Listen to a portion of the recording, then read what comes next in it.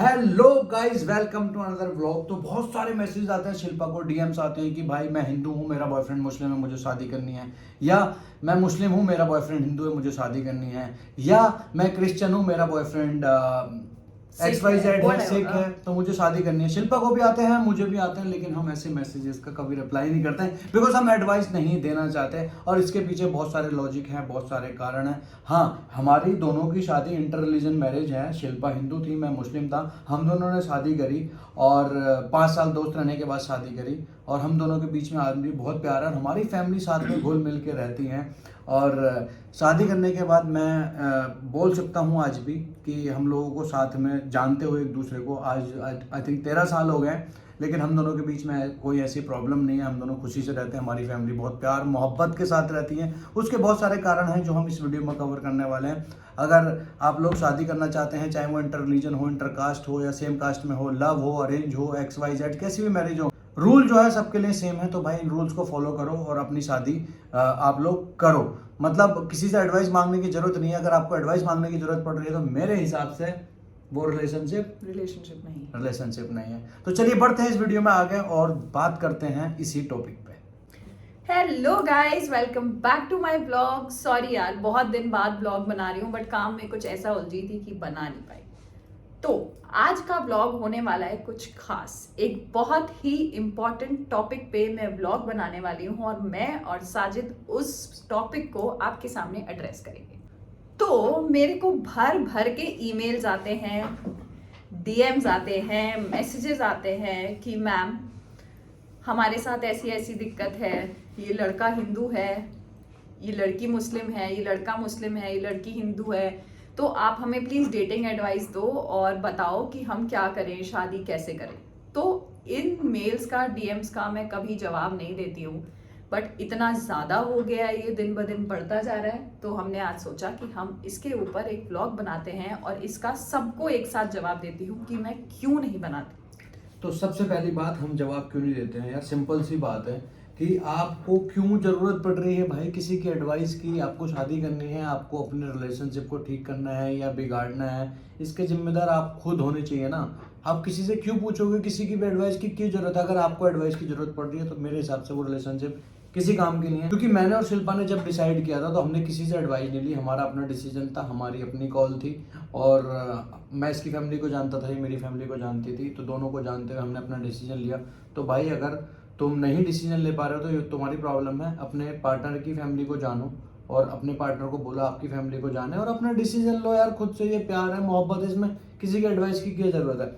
दूसरी चीज़, हम कैसे आपकी पर्सनल लाइफ में या रिलेशनशिप में एडवाइस दे सकते हैं? बिकॉज हम सिनेरियो नहीं जानते हैं, हम चीज़ें नहीं जानते हैं कि आप कहाँ से बिलोंग करते हो, आपकी फाइनेंशियल कंडीशन क्या है, आपके पार्टनर की फाइनेंशियल कंडीशन क्या है। क्योंकि शादी करने से पहले ना, सबसे पहले मेरे को जो ज़रूरी चीज़ लगती है, लड़के की साइड से भी लड़के की साइड से भी फाइनेंशियल स्टेबिलिटी बहुत ज़्यादा ज़रूरी है। शादी कर लोगे, कल को आप अपने पार्टनर को संभाल नहीं पाओगे, चीज़ें नहीं कर पाओगे तो प्रॉब्लम होगी और उसका कोई फ़ायदा नहीं है, वो शादी बहुत ज़्यादा नहीं चलती है। फाइनेंशियल सिक्योरिटी सिर्फ मैं लव मैरिज की बात नहीं कर रहा हूँ, ये अरेंज मैरिज में भी अप्लाई होती है और हर चीज़ में ये चीज़ अप्लाई होती है।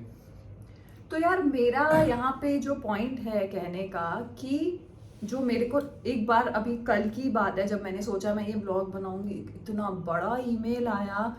उस बंदे ने अपनी डे 1 से लेके लास्ट तक का पूरा रिलेशनशिप मेंशन किया कि यार मैम ऐसा ऐसा है, ये है, अब हम 5 साल से कन्विंस कर रहे हैं, नहीं मान रहे।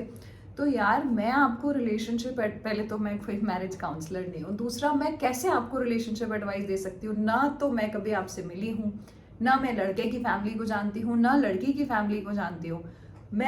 पहले तो मैं कभी एडवाइस दूंगी नहीं। मैं 1% एडवाइस दे दूँ और वो आपके फेवर में ना हो, सो यार मैं क्यों उस चीज़ में वो बनूंगी, राइट? तो आप अगर किसी से प्यार करते हो यार, तो आपको किसी की एडवाइस लेने की ज़रूरत नहीं है। अगर आप 200% श्योर हो कि yes this is the one, जैसे मैं थी, मेरे को किसी से एडवाइस लेने की ज़रूरत नहीं पड़ी। मुझे पता था कि मुझे शादी करनी है, मेरे लिए यार ये बंदा सब कुछ है। तो उस चीज़ में आपको किसी की एडवाइस की ज़रूरत नहीं है। बहुत सारे लोग बुरा भी मानते होंगे यार कि हमने इतनी बार मेल कर लिया, इतनी बार आपको डीएम्स भेज दिया, आप रिप्लाई नहीं करते। तो यार मैं किसी को भी मैरिज एडवाइस नहीं देना चाहती, रिलेशनशिप एडवाइस नहीं देना चाहती, क्योंकि वो सही भी नहीं है। देखो मैं आपको एक सिंपल सा सिनेरियो बताता हूँ। मैं शुरुआत करता हूँ अपने और शिल्पा के रिलेशन से, ठीक है।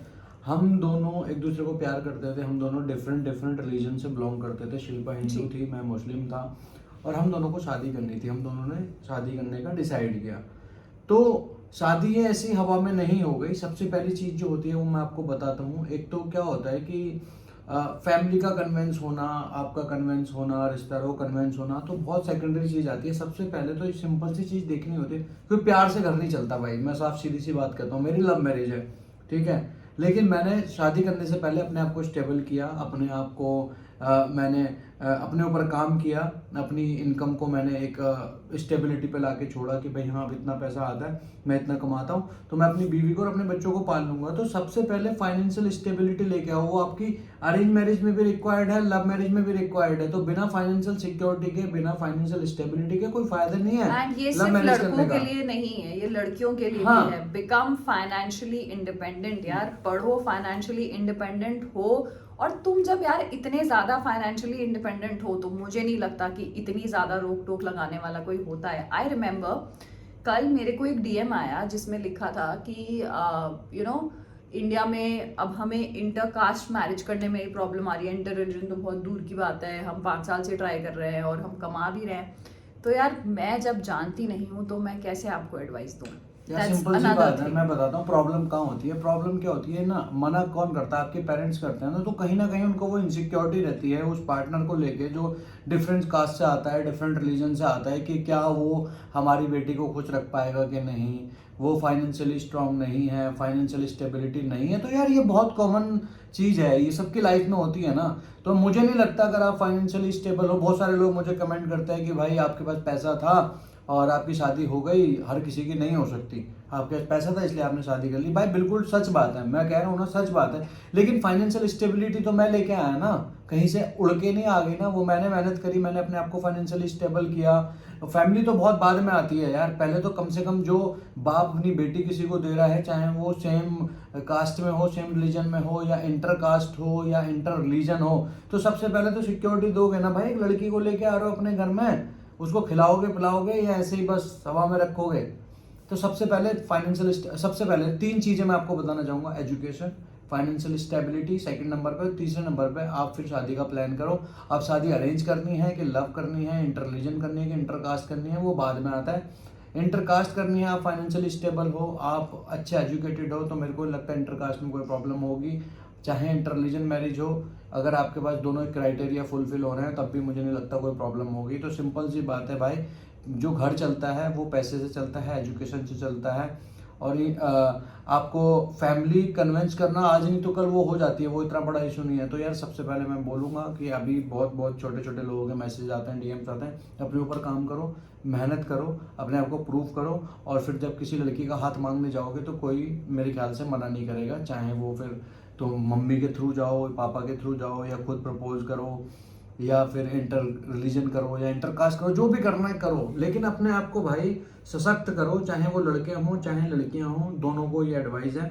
और इसके अलावा कोई डीएम आता है, मैसेज आता है, मैं इसीलिए रिप्लाई नहीं करता हूँ, शिल्पा भी नहीं करती है। मैं भी नहीं करती हूँ यार। मैं किसी को कोई एडवाइस नहीं देना चाहती हूँ, specially related to dating and marriage. अगर यार आपके अंदर प्यार है और वो चीज़ है तो आपको किसी से एडवाइस लेने की ज़रूरत नहीं है। मैंने किसी से कभी एडवाइस नहीं ली। मैंने सिर्फ साजिद को बताया खुले दिल से कि यार हाँ दिस इज़ इट, मुझे तेरे से शादी करनी है। इन्होंने बोला कि मुझे तुमसे शादी करनी है, बात खत्म।